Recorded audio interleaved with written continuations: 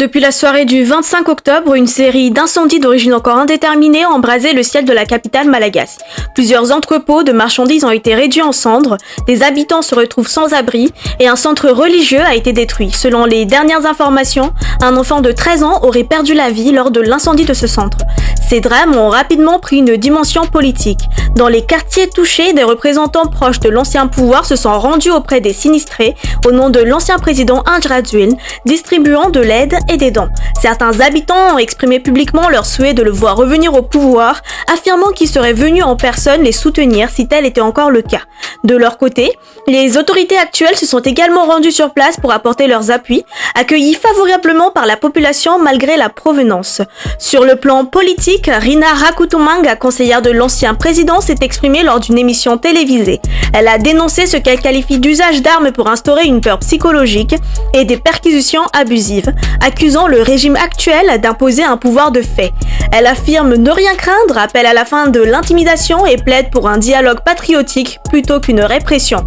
Rina Rakutumanga estime également qu'Indj Radzuil reste le président légitime et que le parti Orange ne participera aux concertations nationales que si ces conditions sont respectées. Cependant, selon plusieurs médias, la conseillère est citée dans l'affaire SMMC. Elle est soupçonnée d'avoir utilisé de faux documents pour encaisser près de 1,15 milliard d'ariars, soit environ 80% d'un marché public à travers des prestations fictives. Des accusations qu'elle rejette publiquement, malgré les éléments avancés par le pôle anti-corruption.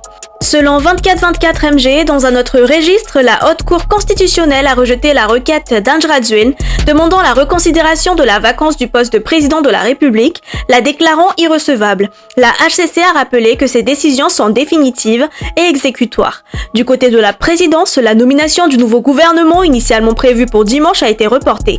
La présidence évoque la poursuite des consultations avec les acteurs concernés, réaffirmant sa volonté d'agir dans la concertation et pour l'intérêt général. Selon les dernières informations, la nomination officielle devrait avoir lieu en fin d'après-midi. Enfin, à Maurice, l'affaire Mamravatouman a continué de provoquer des remous.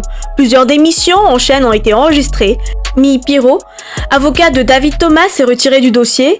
Junaïd Haroun, commissaire à la FCC, sous Report on Departure demandé par la FCC selon le Mauricien, et Gilbert Noël, conseiller au Jet Prime, qui aurait autorisé l'atterrissage du jet privé transportant l'homme d'affaires malagasy, qui a démissionné, évoquant une campagne médiatique négative. Toujours selon Défi Média, Nassir Biki, arrêté dans le cadre de l'enquête, a déclaré brièvement avant la comparution « Je dénonce directement ceux qui sont au sommet. Il reste en détention provisoire jusqu'au 3 novembre, la FCC ayant refusé sa libération sous caution. » Biki affirme avoir seulement dénoncé des cas de trafic d'influence auprès du bureau du Premier ministre et dit ne pas comprendre les accusations portées contre lui. Selon le Mauricien, la FCC aurait également rouvert le dossier du trafic de bois de rose impliquant Mamravatouman, une affaire initialement remontant à 2011.